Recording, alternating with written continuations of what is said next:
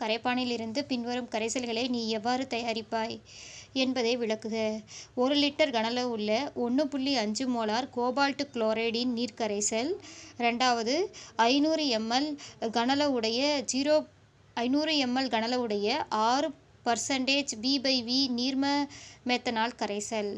ஓகேவா? எஸ் பாருங்கள், தூய கரைப்பொருள் மற்றும் கரைப்பானிலிருந்து கரைசல்களை தயாரிக்கிறது கேட்டிருக்காங்க. 1 லிட்டர் கனளவுடைய 1.5 மோலார் கோபால்ட் குளோரைடின் நீர் கரைசலை எப்படி தயாரிப்பாயின்னு கேட்குறாங்க. அதுக்கு நம்ம என்ன பண்ணணும்னா 1.5 மோலார் கோபால்ட் டைக்ளோரைடின் நிறை வந்து என்ன பண்ணணும் அப்படின்னா நிறை கண்டுபிடிக்கணும் ஸ்டூடெண்ட்ஸ். நிறை எப்படி கண்டுபிடிக்கலாம் அப்படின்னு பாருங்கள்.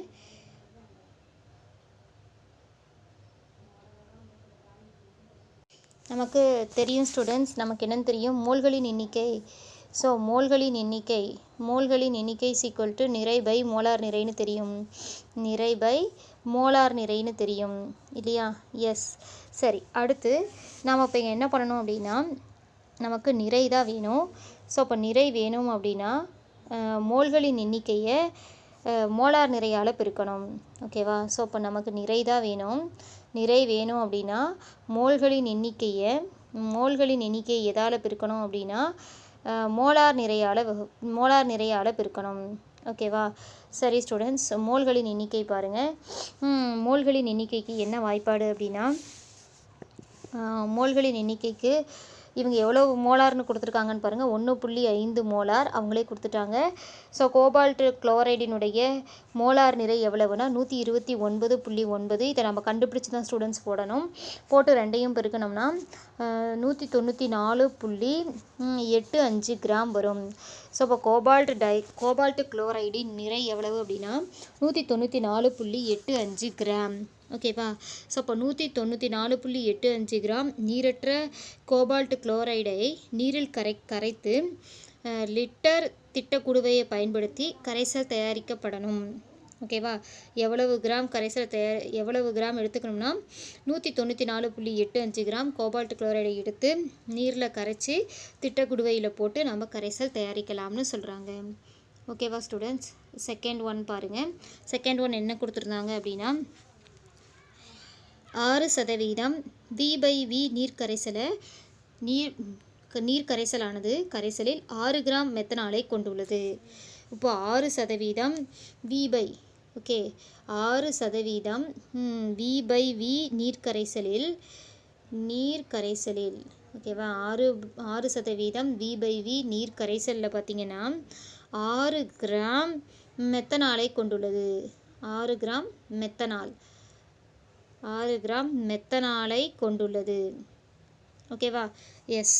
சரி, அப்போ நம்ம என்ன பண்ணலாம் அப்படின்னா 500 ml 6% V/V மெத்தனால் கரைசலை தயாரிக்க என்ன பண்ணணும்னா 500 ml திட்டக்குடுவையை பயன்படுத்தி 500 ml திட்டக்குடுவையில் 30 கிராம் மெத்தனாலை எடுத்துக்கிட்டு போதுமான அளவு நீர் சேர்த்தோம்னா 500 ml கரைசல் தயாரிச்சிடலாம். ஓகேவா? எஸ், 500 ml வேணும். அதுக்கு நம்ம என்ன பண்ணணும்னா 500 ml குடுவையில் பாருங்கள், இந்த மாதிரி இருக்குதா, இந்த மாதிரி 500 ml குடுவையில் என்ன பண்ணணும் அப்படின்னா 30 கிராம் மெத்தனாலை எடுத்துக்கணும். எவ்வளவு கிராம் மெத்தனால்? 30 கிராம் மெத்தனாலை எடுத்துட்டு போதுமான அளவு நீரை சேர்த்து குளுக்கணும்னா நமக்கு 500 ml கரைசல் நமக்கு கிடைச்சிடும். ஓகேவா ஸ்டூடெண்ட்ஸ்? சரி, நெக்ஸ்ட்டு பாருங்கள். நெக்ஸ்ட்டு சிக்ஸ்த்து ப்ராப்ளம் பாருங்கள் students. Sixth problem 500 ml 0.250 molar sodium hydroxide கரைசலை தயாரிக்க தேவையான 6 மோலார் சோடியம் ஹைட்ராக்சைடு கரைசலின் கன அளவு எவ்வளவு? ரெண்டுமே சோடியம் ஹைட்ராக்சைடு தான். First 500 ml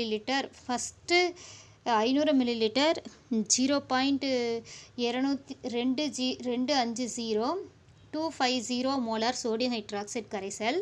so first sodium ஹைட்ராக்சைடினுடைய கன அளவு பார்த்திங்கன்னா 500 ml. செறிவு வந்து பார்த்திங்கன்னா 0.250 மோலார். இப்போ இதை வந்து நம்ம C1ன்னு வச்சா இதை V1ன்னு வச்சுக்கலாம். நெக்ஸ்ட்டு இது வந்து V2. நெக்ஸ்ட்டு வந்து சோடியம் ஹைட்ராக்சைடுடைய செறிவு கொடுத்துட்டாங்க, C2 கொடுத்துட்டாங்க, V2 கால்குலேட் பண்ண சொல்கிறாங்க. 6 மோலார் சோடியம் ஹைட்ராக்சைடுடைய கன அளவு கேட்குறாங்க. இப்போ V2 தான் கண்டுபிடிக்க சொல்கிறாங்க. V2 தான் என்ன சொல்கிறாங்க, கண்டுபிடிக்க சொல்கிறாங்க. பாருங்கள் எப்படி கண்டுபிடிக்கிறதுன்னு பாருங்கள் ஸ்டூடெண்ட்ஸ். நமக்கு தான் தெரியும் students, C1 V1 C1 V1 is equal to C2 V2 ரெண்டுன்றதுனால நம்ம இப்படி போட்டுக்கிறோம். இப்போ ஃபஸ்ட்டு நம்ம எப்படி வேணாலும் எடுத்துக்கலாம். ஃபஸ்ட்டு வந்து 500 ஃபஸ்ட்டு வந்து நம்ம தெரிஞ்ச திட்டக்கரைசலை வந்து இவங்க வந்து C2ன்னு வச்சுருக்குறாங்க, தெரியாத நம்ம C1ன்னு வச்சுருக்குறாங்க.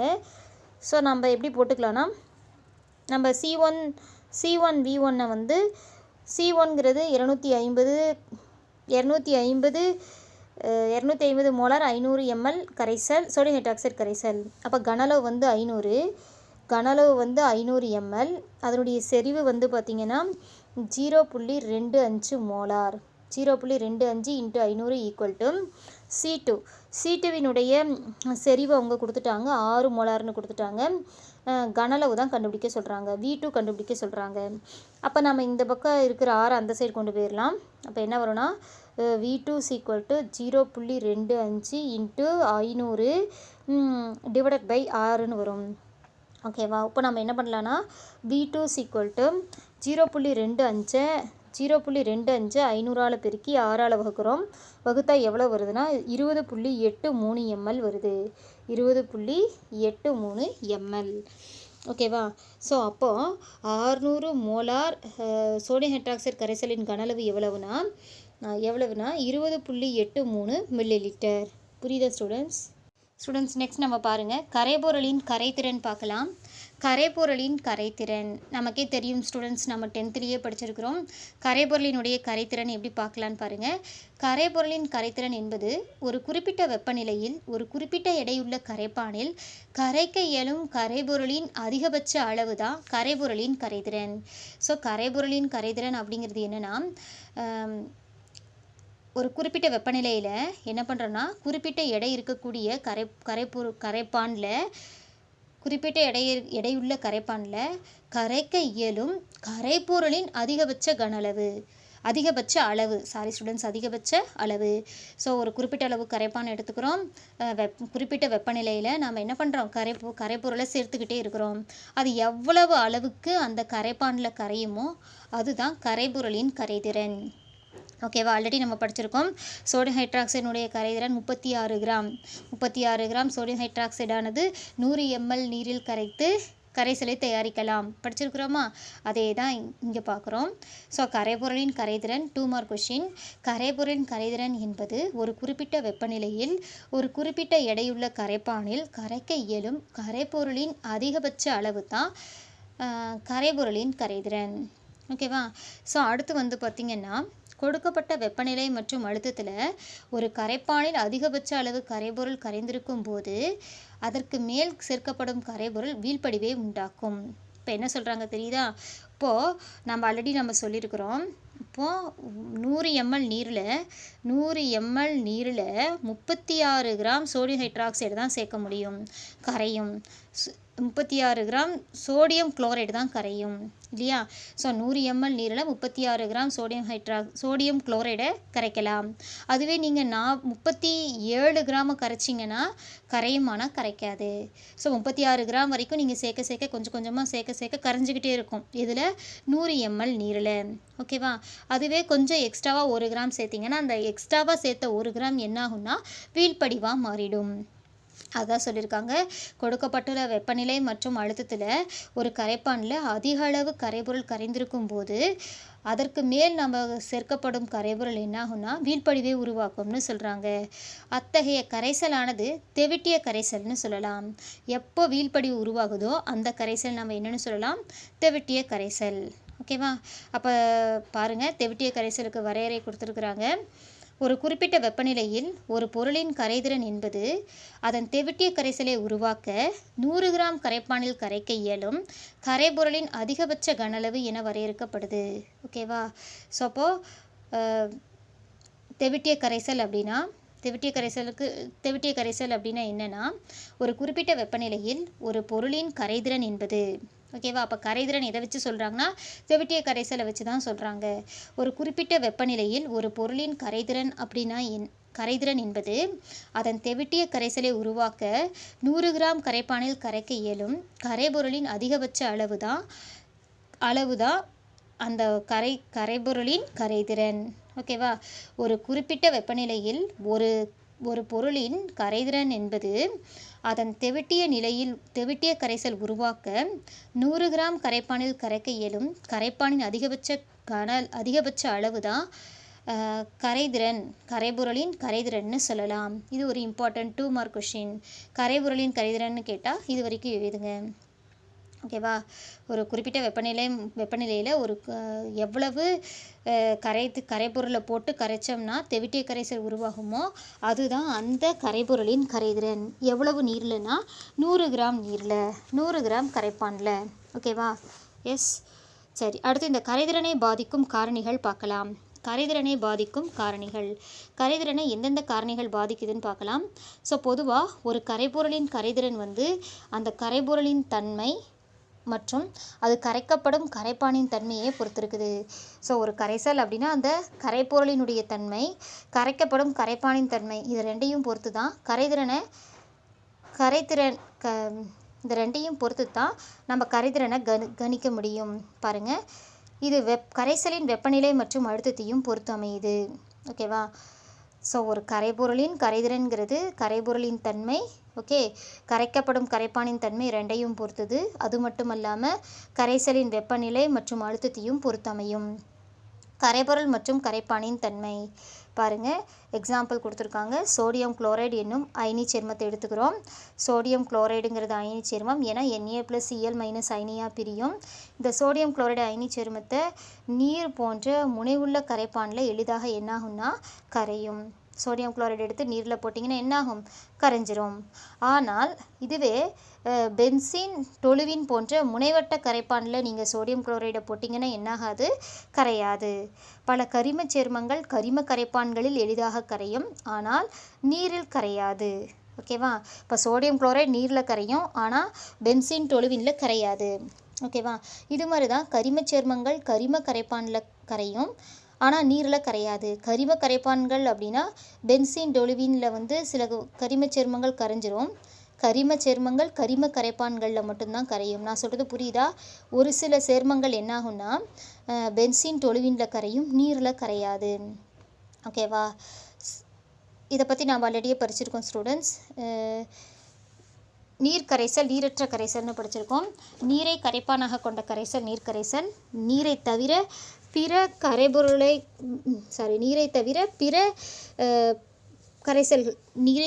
பிற கரைப்பான்கள் பென்சீன், டொலுவின் போன்ற கரிம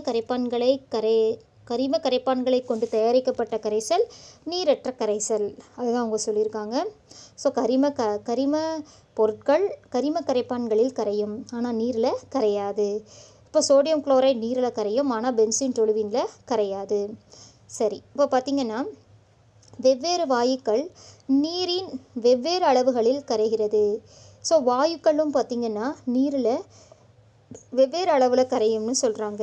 ஒவ்வொரு வாயுவும் நீரில் ஒரு குறிப்பிட்ட அளவு கரைஞ்சிருக்கும். ஸோ எடுத்துக்காட்டு பாருங்கள், அமோனியா நீரில் ஆக்சிஜனை விட அதிகமாக கரைகிறது. அமோனியா தான் என்னாகுதான்? நீரில் ஆக்சிஜனை விட அதிக அளவு கரையுதாம். ஓகேவா? அமோனியாவானது நீரில் ஆக்சிஜனை விட அதிக அளவு கரைகிறது. 1 மார்க் கொஷின் கேட்பாங்க. டேஸ் ஆனது நீரில் ஆக்சிஜனை விட அதிக அளவு கரைகிறதுனா அமோனியா.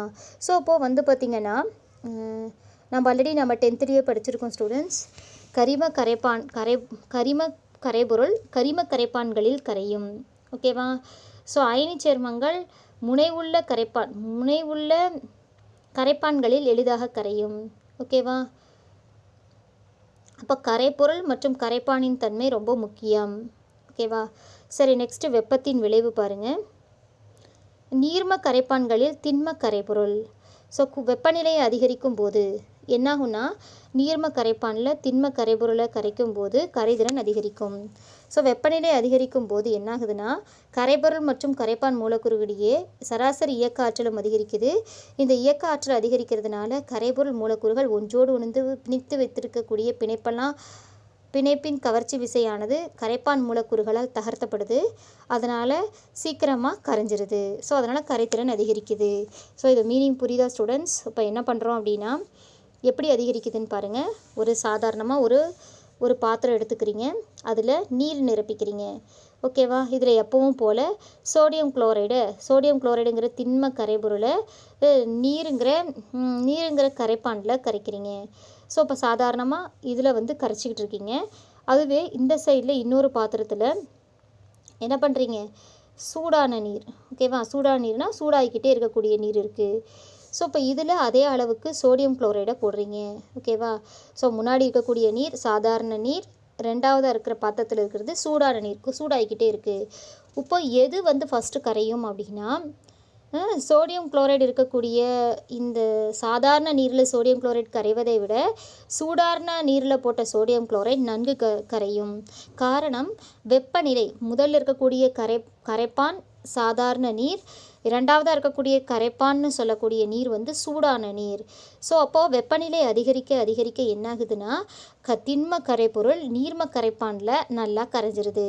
எப்படி கரையுதுன்னா சோடியம் குளோரைடு அப்படிங்கிற திண்ம மூலக்கூறுகளுக்கிடையே இந்த மாதிரி Na+க்கும் Clக்கும் இடையே கவர்ச்சி இருக்கும்.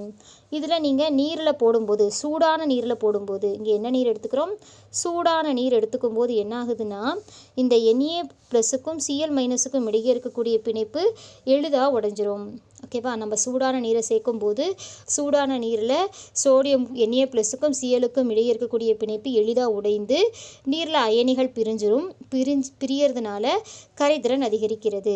ஸோ வெப்பநிலை அதிகரிக்கும் போது நீர்ம கரைப்பானில் திண்ம கரைபொருளின் கரைதிறன் என்னாகுதுன்னா கரைதிறன் அதிகரிக்கிறது.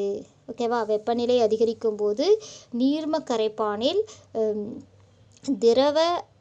நீர்ம கரைப்பானில் திண்ம கரைபொருளின் கரைதிறன் அதிகரிக்குது. ஓகேவா? ஸோ ஒரு திண்மத்தை கரைப்பானில் சேர்க்கும்போது கரைய துவங்கும். அதாவது கரைபொருளானது திண்ம நிலையிலேயே வெளியேறுகிறது. இந்த நிகழ்வுக்கு பேர் கரைத்தல்னு பேர். ஓகேவா? ஸோ கொஞ்ச நேரத்துக்கு பிறகு பார்த்திங்கன்னா கரைந்த கரைபொருளானது மீளவும் திண்ம நிலைக்கு மாறும். ஓகேவா? அப்படி மாறுச்சு அப்படின்னா அதுக்கு பேர் படிகமாக்கல். இப்போ 2 மார்க் கொஷின் கேட்கலாம். ஸோ படிகமாக்கல் கரைதல் என்றால் என்ன அப்படின்னு கேட்கலாம். ஒரு திண்மத்தை கரைப்பானில் சேர்க்கும்போது அது கரைய துவங்குகிறது. அதாவது கரைபொருளானது திண்ம நிலையிலிருந்து வெளியேறுகிறது. திண்ம நிலையிலிருந்து எங்கே வந்துடுது? நீர்ம நிலைக்கு வந்துடுது. ஸோ அப்போ கரைதல் நடக்குது. ஓகேவா? அந்த சிறிது நேரத்திற்கு பிறகு கரைந்த கரைபொருள் திண்ம நிலைக்கு மீளவும் வருது. அந்த நிகழ்வுக்கு பேர் படிகமாக்குதல். நான் சொல்கிறது புரியுதா? இப்போ என்ன பண்ணுறீங்கன்னா ஒரு டம்ளர் ஹாட் வாட்டரில் நீர் கொதிச்சுக்கிட்டு இருக்குது. இதில் என்ன பண்ணுறீங்க அப்படின்னா நீங்கள் ஒரு 10 டீஸ்பூன் சுகர் ஆட் பண்ணுறீங்க. ஓகேவா? சர்க்கரையை 10 டீஸ்பூன் ஆட் பண்ணுறீங்க. சூடான நீரில் நீங்கள் 10 கிராம்னு வச்சுக்கலாம். ஓகேவா? 10 கிராம் சுகரை நீங்கள் ஆட் பண்ணுறீங்க. சர்க்கரை ஆட் பண்ணி கரைச்சிட்றீங்க. அப்போ சூடாக இருக்கக்கூடிய அந்த கரைப்பானில் நாம் 10 கிராம் சுகரை சர்க்கரையை சேர்க்கும்போது கரைஞ்சி போயிடும். ஓகேவா? இந்த நிகழ்வுக்கு பேர் என்னென்னா கரைதல். அப்போ திண்ம கரைபொருள் சூடான நீரில் போடும்போது கரைஞ்சிருது. அப்போ என்ன ஆகுதுன்னா திண்ம நிலையிலிருந்து திரவ நிலைக்கு மாறிடுது. ஸோ இந்த நிகழ்வுக்கு பேர் கரைத்தல். அதுவே நீங்கள் ஆட் பண்ணி நல்லா நிறைய ஆட் பண்ணுறோம். ஆட் பண்ணிட்டா ஒரு நிலையில் கரையாமல் போயிடும். கரையாமல் வீழ்படிவு உருவாகும். கொஞ்ச நேரத்துக்கு அப்புறம் அதை அப்படியே விட்டுட்டோம்னா குளிர்ச்சி அடைந்து அந்த கரைசலில் மீண்டும் சர்க்கரை தானாக உருவாகும். நீங்களே பார்த்துருப்பீங்க, வீட்டில் அம்மா ஜீரா காய்ச்சுவாங்க. ஜீரா காய்ச்சும் போது சூடாக இருக்கும்போது திரவமாக இருக்கும். அப்போ கரைதல் நிகழ்ந்திருக்கும். அதுவே குளிர்ந்து போனதுக்கப்புறம் அந்த கரைசலில் மறுபடியும் திண்ம நிலையில் சர்க்கரை கிடைக்கும். அந்த திண்ம நிலைக்கு மறுபடியும் சர்க்கரை வந்துருச்சுன்னா அந்த நிகழ்வுக்கு பேர் படிகமாக்குதல். ஸோ ஒரு திண்மத்தை கரைப்பானில் சேர்க்கும்போது அது கரைய துவங்கும். அதாவது கரைபொருளானது திண்ம நிலையில் இருந்து வெளியேறி கரைந்து கரைசல் நிலைக்கு வந்துடும். சிறிது நேரத்துக்கு பிறகு பார்த்திங்கன்னா கரைந்த கரைபொருளை திண்ம நிலைக்கு மீளவும் செய்யலாம். அந்த நிகழ்வுக்கு பேர் படிகமாக்குதல். ஓகேவா? ஸோ ஒரு வேளையில் பார்த்திங்கன்னா அதிகமாக திண்மம் இருந்தால் என்னாகும்னா அதிகமாக இருந்தால் ஒரு ஒரு நிலையில் இந்த 2 செயல்முறைகளின் வேகமும் சமமாகும். ஸோ ஒரு நிலையில் என்னாகும்னா கரைபொருள் கரையக்கூடிய வேகமும் கரைபொருள் கரைந்து கரைசல் நிலைக்கு வரக்கூடிய வேகமும், அடுத்து திண்மம் கரைந்து கரைசலாக மாறக்கூடிய வேகமும், அடுத்து அந்த கரைசலில் மீண்டும் திண்மம் உருவாகக்கூடிய வேகமும் ஒரு நிலையில் சமமாகும். எப்போ சமமாகுதுன்னு பார்க்கணும். ஓகேவா? பாருங்கள், திண்ம நிலையில் உள்ள கரைபொருள் மூலக்கூறுகளும் கரைந்த நிலையில் உள்ள கரைபொருள் மூலக்கூறுகளுக்கும் இடையே சமமாகும். அப்போ என்னாகும்னா கரைய எவ்வளவு கரையுதோ அந்த அளவுக்கு திண்மம் அதில் உருவாகிக்கிட்டே இருக்கும். ஓகேவா? ஸோ அப்போ என்ன ஆயிடுச்சுன்னா சமநிலைக்கு வந்துடும். ஓகேவா? அப்போ திண்ம கரைபொருளும் சமநிலைக்கு வந்துருச்சுன்னா திண்ம கரைபொருள் சர்க்கரைக்கும், ஓகேவா, கரைந்து போன அந்த சர்க்கரை கரைந்த அந்த கரைசலுக்கும் இடையே சமநிலை உருவாகும். ஸோ லீ-சாட்லியர் கொள்கையின்படி பார்த்திங்கன்னா கரைத்தல் செயல்முறை அப்படிங்கிறது ஒரு வெப்பக்கோள் செயல்முறை. ஏன்னா வெப்பத்தை எடுத்துக்கிட்டு நடக்கிறதுனால இந்த செயல்முறையை நம்ம வெப்பக்கோள் செயல்முறைன்னு சொல்கிறோம். ஓகேவா? சரி, வெப்பநிலையை அதிகரிக்கும் போது சமநிலை எங்கே நகரும் அப்படின்னா வலப்புறமாக நகரும். ஏன்னா அப்போ இங்கே தான் வெப்பக்கோள் முறை அப்படின்னா வெப்பத்தை எடுத்துக்கிட்டு நடக்கக்கூடிய செயல்முறை அப்படின்னா முன்னோக்கு வினை. ஸோ அப்போ திண்மத்தை நம்ம கரைப்பானில் போட்டு கரைக்கும் போது வெப்பப்படுத்துகிறோம். அப்போ வெப்பக்கோள் வினை நடக்குது. வெப்பத்தை எடுத்துக்கிட்டு அந்த நீர்மத்தில் திண்மம்னு சொல்லக்கூடிய சர்க்கரை கரைந்து கரைசல் உருவாகும். அப்போது வெப்பக்கோள் செயல்முறையில் வெப்பநிலை அதிகரிக்கும் போது சமநிலை எந்த பக்கம் திரும்பும்னா வலப்பக்கமாக நகரும். ஓகேவா? அப்போ கரைதிறன் அதிகரிக்கும். ஏன்னா வினையே கரைதல் தான். அப்போ வெப்பக்கோள் வினை தான் நடக்கணும். வெப்பநிலை அதிகரிக்கும் போது கரைதிறன் அதிகரிக்கும். அதுவே வெப்ப உமிழ் செயல்வினையாக இருந்தால் வினைக்காக இருந்தால் வெப்பநிலை அதிகரிக்கும் போது கரைதிறன் குறையும். ஓகேவா? வெப்ப உமிழ்வினை அப்படின்னா இதனுடைய பின்னோக்கு வினை வெப்ப உமிழ்வினை. வெப்பத்தை உமிழ்ந்துட்டு நடக்கக்கூடிய வினை பின்னோக்கு வினை. ஸோ அப்போ அந்த கரைசலை அப்படியே நம்ம குளிர்வடைய செய்கிறோம். குளிர்வடைய செய்யும்போது என்னாகும்னா வெப்பநிலை அப்படியே குறைந்து வெப்பத்தை உமிழ்ந்துட்டு பின்னோக்கு வினை நடைபெறும். இந்த உமிழ் செயல்முறையில் ஆக்சுவலி வெப்ப உமிழ் செயல்முறைக்கு வெப்பம் தேவையில்லை. இப்போ நான் என்ன பண்ணுறேன், வெப்பநிலையை அதிகரிக்கிறேன். வெப்பநிலை அதிகரிக்கும் போது என்ன ஆகிடும், கரைதிறன் குறைஞ்சு போயிடும். கரையாமல் என்ன ஆகிடும், அது வெப்பத்தை உமிழ்ந்து அதுக்கு வெப்பமே தேவையில்லை. நம்ம வெப்பத்தை அதிகப்படுத்தணும் அப்படின்னா என்னாகாது, வெப்ப உமிழ் வினைக்கு வெப்பக்கோள் வினைக்கு வெப்பநிலை அதிகரித்தோம்னா கரைதிறன் அதிகரிக்கும். அதுவே வெப்ப உமிழ் செயல்முறைக்கு பார்த்திங்கன்னா பின்னோக்கு வினைங்கிறது வெப்ப உமிழ் செயல்முறை. நாம் அதுக்கு வெப்பநிலை தேவையில்லை. சப்போஸ் நம்ம வெப்பநிலையை அதிகரித்தோம் அப்படின்னா என்னாகாதுன்னா கரைதிறன் குறைஞ்சு போயிடும். வெவ்வேறு செயல்முறைகளில் ammonium nitrate, calcium chloride, ceric sulphate, sodium chloride ஆகியவற்றின் நீர் கரைசல்களினுடைய கரைதிறன் மதிப்புகளை வரைபடத்தில் குறிச்சிருக்கிறாங்க பாருங்கள். ஸோ அமோனியம் நைட்ரேட்டினுடைய கரைதிறன் கொடுத்துருக்குறாங்க. ஸோ அதே மாதிரி கால்சியம் குளோரைனுடைய கரைதிறனும் கொடுத்துட்டாங்க. சோடியம் குளோரைனுடைய கரைதிறன், சீசியம் சல்ஃபேட்டினுடைய கரைதிறன்லாம் கொடுத்துருக்குறாங்க. சரியா ஸ்டூடெண்ட்ஸ்? ஸோ பார்த்திங்கன்னா தேர்ந்தெடுக்கப்பட்ட சேர்மங்களின் வெப்பநிலைக்கு எதிரான கரைதிறன் வரைபடம் பாருங்கள். இந்த வரைபடத்திலிருந்து நாம் என்ன தெரிஞ்சுக்கலாம் அப்படின்னா, மேற்கொண்ட வரைபடத்தில் இருந்து சாதாரண வெப்பநிலையிலேயே அதிகபட்ச கரைதிறன் அடைந்து விட்டதால் சோடியம் குளோரைனுடைய கரைதிறன் குறிப்பிட்ட அளவு மாறவில்லை. ஓகேவா? சோடியம் குளோரைனுடைய கரைதிறன் அந்த அளவு மாறலை. என்ன காரணம்னா சாதாரண வெப்பநிலை பாருங்கள், இங்கே 25 to 50க்குள்ளேயே என்ன ஆயிடுதுன்னா 25 to 50 தான் கரைதிறன் இருக்குது.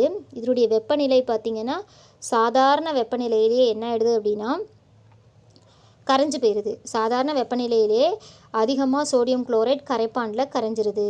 ஸோ அதனால் அதனுடைய வெப்பநிலை அதுக்கு அதிக வெப்பநிலை தேவைப்படுங்கிற அவசியம் இல்லை. உண்மையாக பார்த்திங்கன்னா 0 to 100 டிகிரி செல்சியஸ் வெப்பநிலை இடைவெளியில் 10% மட்டும்தான் கரைதிறன் தேவைப்படும். கரைதிறன் அதிகரிக்குது. ஸோ வெப்பநிலை இது இல்லாமையே அது கரைஞ்சி போயிடும். இருந்தாலும் நீங்கள் வெப்பநிலையை அதிகரிச்சிங்க அப்படின்னா 100 டிகிரி செல்சியஸ் 0 முதல் 100 டிகிரி செல்சியஸ் 0 முதல் 100 டிகிரி செல்சியஸ் வெப்பநிலை இடைவெளியில் 10% மட்டும்தான் கரைதிறன் அதிகரிக்குது. ஓகேவா? அடுத்து அம்மோனியம் நைட்ரேட்டுடைய கரைதல் செயல்முறை வந்து பார்த்திங்கன்னா ஒரு வெப்பக்கோள் செயல்முறை. வெப்பக்கோள் செயல்முறைனா வெப்பத்தை எடுத்துக்கிட்டு தான் கரையும். ஸோ அப்போ வெப்பநிலை அதிகரிக்கும் போது கரைதிறன் மதிப்பும் அதிகரிக்கிறது. படத்தை பாருங்கள். ஸோ அம்மோனியம் நைட்ரேட் கரைதிறன் வந்து அம்மோனியம் நைட்ரேட்டுடைய கரைதிறன் வந்து வெப்பக்கோள் செயல்முறை. இது வந்து வெப்பக்கோள் செயல்முறை. வெப்பக்கோள் செயல்முறைனா வெப்பத்தை எடுத்துக்கிட்டு தான் நடக்கும். அப்போ அதிக வெப்பநிலையில் தான் அம்மோனியம் நைட்ரேட்டை நம்ம எதில் கரைக்க முடியும்? கரைப்பானில் கரைச்சி கரைசலை பெற முடியும். ஸோ வெப்பநிலை பாருங்கள் மேலே கொடுத்துருக்குறாங்க. இப்போ 30 டிகிரி செல்சியஸ் வெப்பநிலை அதிகரிக்கும் போது தான் இது வந்து கரையுது. 125 கிராம் கரையுது. ஓகேவா? ஸோ அப்போ கரைதிறன் வந்து பார்த்திங்கன்னா அம்மோனியம் நைட்ரேட்டுடைய கரைதிறன் 125 பக்கத்தில் இருக்குது. ஓகேவா? எஸ். நெக்ஸ்ட்டு பாருங்கள். சீரிக் சல்ஃபேட்டை பொறுத்தவரையில் கரைத்தல் செயல்முறை ஒரு வெப்ப உமிழ் செயல்முறை. வெப்பநிலை அதிகரிக்கும் போது கரைதிறன் குறையுது. பாருங்கள், சீரிக் சல்ஃபேட்டு கீழே இருக்குது. இந்த சீரிக் சல்ஃபேட்டு வந்து பார்த்திங்கன்னா இது வந்து வெப்ப உமிழ் செயல்முறை. வெப்ப உமிழ் செயல்முறைனா அதுக்கு தேவையில்லை. ஸோ அதனால் 0 to 25 கரைதிறன் இருக்குது. எப்போனா குறைவான வெப்பநிலையிலேயே இது வந்து என்ன ஆகிடுது? கரைஞ்சு போயிடுது. ஓகேவா? அதனால் அதுக்கு வெப்பநிலை தேவையில்லை. இது வந்து வெப்ப உமிழ் செயல்முறை அப்படிங்கிறதுனால இங்கே வெப்பநிலை அதிகரிக்கக்கூடாது. சப்போஸ் நீங்கள் வெப்பநிலை அதிகரிச்சிங்கன்னா கரைதிறன் என்ன ஆகிடும்னா சீரிக் சல்ஃபேட்டுடைய கரைதிறன் குறைஞ்சு போயிடும். ஓகேவா? சரி, நெக்ஸ்ட்டு பாருங்கள். கால்சியம் குளோரைடுடைய கரைதல் நிகழ்வு வெப்ப உமிழ் செயல்முறை. கால்சியம் குளோரைடினுடைய கரைதல் நிகழ்வும் வெப்ப உமிழ் செயல்முறை ஸ்டூடெண்ட்ஸ் இருந்தால் கூட வெப்பநிலையை அதிகரிக்கும் போது கரைதிறன் மதிப்பு மிதமான அளவு தான் அதிகரிக்குது. ஏன்னா இங்கு சமநிலையில் முடிவு எய்துவதில் என்ட்ரோபி முக்கிய பங்கு வகிக்குது. என்ட்ரோபினா ஒழுங்கற்ற தன்மையை அளவிடக்கூடியது. ஸோ இந்த என்ட்ரோபி இங்கே முக்கிய பங்கு வகிக்கிறதுனால வெப்பநிலை அதிகரிக்கும் போது இது வெப்ப உமிழ் செயல்முறையாக இருந்தால் கூட கால்சியம் குளோரைடினுடைய கரைதிறன் என்னாகுது? மிதமான அளவு தான் அதிகரிக்குது. புரியுதா ஸ்டூடெண்ட்ஸ்?